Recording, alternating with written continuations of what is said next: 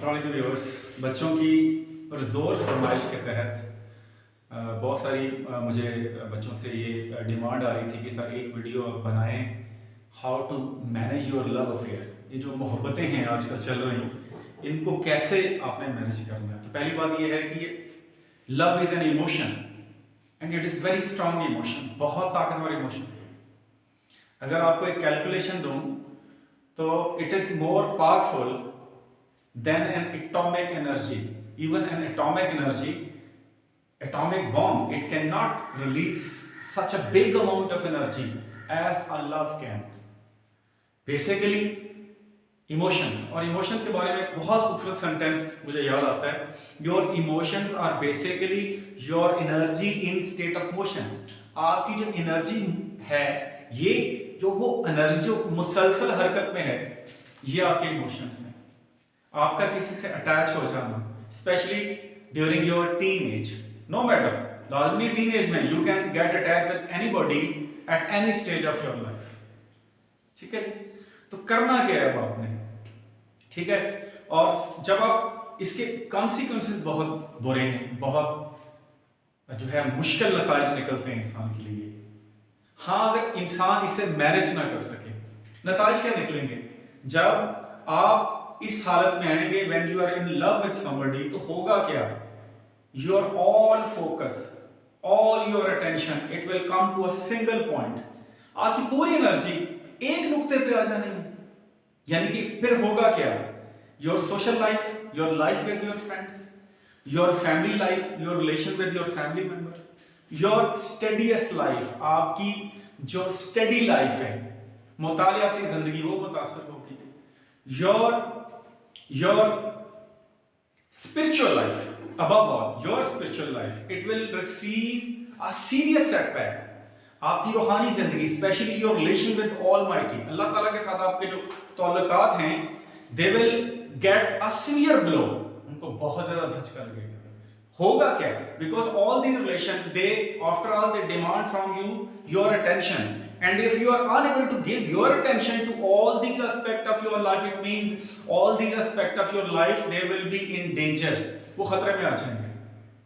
और सभी से, और देखें, फोकस यानी कि आपका क्या करेंगे? It will hijack your focus, और आप फिर इसका है कि आप एक नुक्ते पे यकसू हो जाएंगे।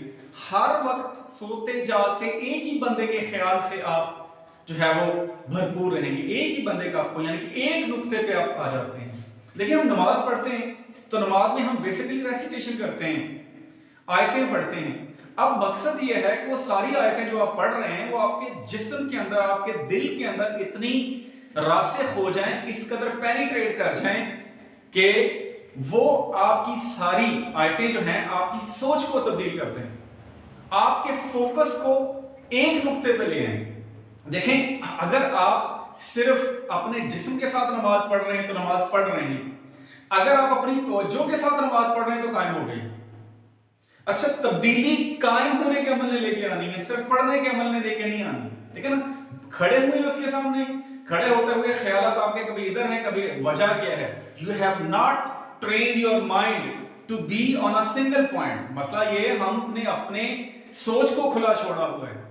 जो बंदा अपनी सोच का हिसाब नहीं लेता, अपने सोच का मुहासबा नहीं करता, वो जिंदगी में कभी भी कामयाबी के करीब नहीं जा सकता। सोचें, एक नुक्ते पे लानी है, ठीक है जी। अब होगा क्या? अच्छा, फोकस के बारे में अगर आपको कोई किताब पढ़नी है, फोकस है क्या, तो एक राइटर है डैनियल गोलमैन, मॉडर्न साइकोलॉजिस्ट है, और उसकी किताब है focus, a hidden driver of excellence. यानी कि फोकस जो है, तवज्जो जो है, छुपा हुआ ड्राइवर है, छुपा हुआ एजेंट है आपके बड़े बड़े कामों का। यानी कि आपके बड़े बड़े कामों के पीछे आपका फोकस छुपा हुआ है, ठीक है ना। तो अफेयर में सबसे ज्यादा डेंजरस बात क्या है? You will get distracted, your focus will not be on a single point. एक सिंगल पॉइंट पे आपका फोकस नहीं रहेगा, बिखर जाएगा। अब करना आपने क्या है? अब सोल्यूशन आपके पास क्या है? सबसे पहले ये काम करें कि be very clear in your relation with your partner. जिस बंदे के साथ आप अटैच हैं, have negotiation with that person, उस बंदे के साथ बातचीत करें। और tell your parents and talk to your partner to tell to her और हिज पेरेंट्स, और से कहें वो भी अपने पेरेंट्स से बात करें। अगर आप दोनों के दरमियान में अपने आप के रिलेशन जो हैं, if they can convert into maritable relation, well and good. अगर ज्यादा मसाइल नहीं है, स्टेटस का डिफरेंस नहीं है, कुछ सेक्टेरियन डिफरेंस नहीं है, फिरके का डिफरेंस नहीं है, जात का मसला नहीं है, तो बी वेरी क्लियर, चक्कर ना दें, धोखा ना करें किसी के साथ, क्योंकि धोखे की सबसे बड़ा असूल ये है कि जो जहां से चलता है वहीं से पलट के आ जाता है, उसको जलील ना करें, बी वेरी क्लियर, और क्लियर हो जाए कि whether your relation they can be converted into permanent marital relation और नॉट, ये कन्वर्ट होंगे या नहीं होंगे, होंगे, कोशिश करें इनको कन्वर्ट करने की। And some are the how, if you are unable to convert your relation into marriage, अगर आप ये कन्वर्ट नहीं हो सकते हैं, तो फिर अब आपके पास ऑप्शन क्या है? आपके पास ऑप्शन है to step back, take a step back, start withdrawing yourself from that relation, अपने आप को विथड्रॉ करना शुरू करें।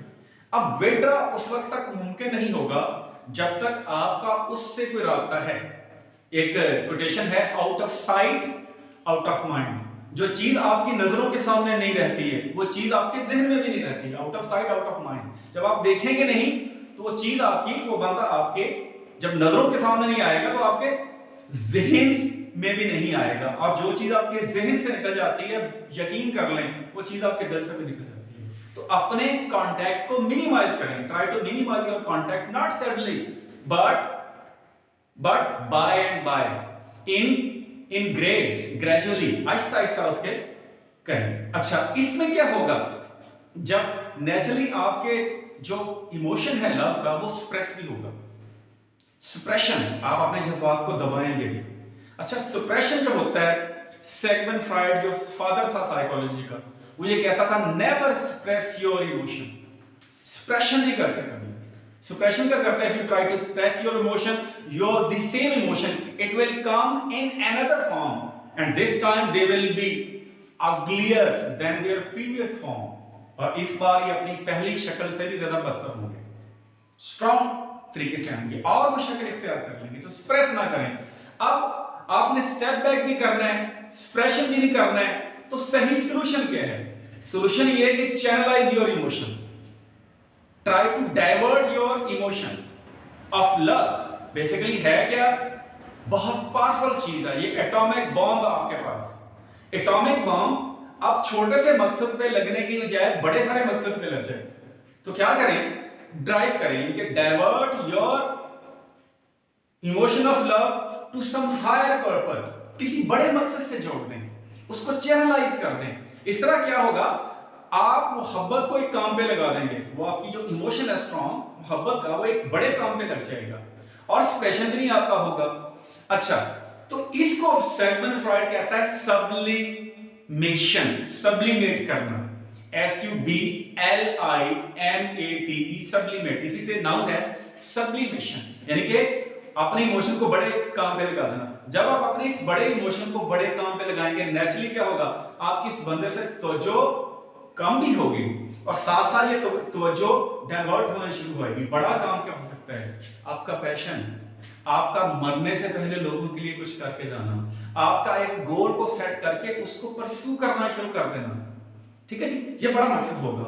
और अगली बात बड़ी डिफरेंट बता रहा हूं मैं, जब आप चैनलाइज करेंगे अपनी एनर्जी को और उस बड़े मकसद की तकमील कर लेंगे, तो अजीब बात है, उससे भी आपको एक इंटरनल सेटिस्फैक्शन होगी, आप तकमीले जात के मरहले से गुजरेंगे, आपकी जात मुकम्मल होगी, जिसको मैं पहले लेक्चर में बता चुका हूं, सेल्फ एक्चुअलाइजेशन।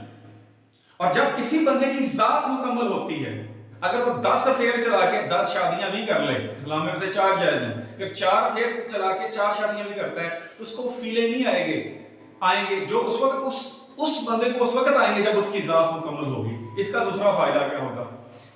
अगर पहले आप एक बंदे के महबूब होने जा रहे थे, जब आप अपने बड़े मकसद को कंप्लीट करेंगे तो आप हजारों लोगों के महबूब बन जाएंगे। चॉइस आपकी है, whether you want to become a beloved, a darling of only a one individual or 2 or 3 individual, or you want to be a darling of so many। और उससे आपको एक सेटिस्फैक्शन मिलेगी तकमील साथ। जब वो आप अपनी जात को मुकम्मल करेंगे तो फिर आपके अंदर ये कसक भी बाकी नहीं रहेगी या मैं चाहा नहीं किया, आपके अंदर वो चाहे जाने का एहसास हजारों दर्जे बेहतर आ जाएगा। और यहां आखिर में मैं यही कहूंगा कि चक्कर ना दें, धोखा ना दें, क्लियर रहें। जितनी जिंदगी में क्लैरिटी होगी ना बेटा, जिंदगी आपकी उतनी आसान रहेगी। Life is already very complex phenomena, do not make it more complicated by lying to others, by cheating others, by deceiving others. जी, और एक बात कि वो लोग अपने अफेयर्स को बेहतर तरीके से मैनेज कर पाते हैं जो अल्लाह पे ज़्यादा यकीन रखते हैं, जिनको इस बात का अदराक होता है कि उनके लिए जो अल्लाह ने फैसला फरमाया है वो उनके फैसले से कहीं बेहतर है। हज़रत अली की एक बहुत ज़बरदस्त, उनका हज़रत अली का बहुत बेहतरीन कॉल है, क्या खुदा जब तू मेरी दुआ कबूल करता है तो मुझे खुशी होती है, और जब तू मेरी दुआ कबूल नहीं करता तो मुझे और भी खुशी होती है कि तूने अपनी मर्जी कर ली। तो यही ईमान है, यही मजहब है। मजहब का मतलब यह है कि you are some supreme power is taking charge of affairs of your life. कोई आला जात आपके मामलात जिंदगी चला रही है, अगर वो आपको कोई चीज नहीं दे रही जो आपके फायदे के लिए ना हो, तो आप उस चीज को हासिल करने के लिए जिद करने वाले कौन होते हैं? मजहब बेसिकली, हमने तो मजहब के नाम पे बहुत लड़ना शुरू कर दिया। मजहब आया ही इसलिए था कि इंसान को हौसला मिल सके, इंसान को उम्मीद मिल सके उन हालात के खिलाफ, उन मसाइल के खिलाफ जो उसके कंट्रोल से बाहर हैं। तो ऐसे, और सबसे मुश्किल काम यह है कि आप अगर उस शख्स को नहीं पाते जिससे आप बहुत ज्यादा अटैच थे, तो नेगेटिव ना हो, और जब आप नेगेटिव होते हैं तो फिर हदूद खुदा के भी तोड़ते हैं। शाकर हो जाएं, साबर हो जाएं, क्योंकि खुदा ने जो आपके लिए रखा है बेटा वो उससे कहीं बेहतर है जो आप अपने लिए खुद मांग रहे हैं। एक बहुत अहम बात यह है कि हम नियत शौक को मोहब्बत समझते हैं। ये नियत शौक का जो दौरानिया है वो बहुत आर्जी होता है। उसके बारे में फराज अहमद फराज का शेर भी है ना कि नियत शौक भर ना जाए कहीं, तू भी दिल से उतर ना जाए कहीं। कि नियत शौक ये है वो आर्जी है, it is a very temporary, it is a fleeting sort of mental state, वो जल्दी खत्म हो जाएगी। लेकिन इसके मुकाबले में जो इश्क जो है वो जहां रुकता है वहां से उठता नहीं है, और मोहब्बत एक जगह से दूसरी जगह ट्रेवल करती है। अगर आपके एक बंदे के लिए फीलिंग ऐसे हैं तो थोड़ी देर बाद आप देखेंगे वो बंदा आपकी जिंदगी से चले जाता है, अगला बंदा आ जाता है, आपके उसके लिए भी वैसे ही फीलिंग हो जाएंगे। और आप क्यों अटैच होते हैं उस बंदे से?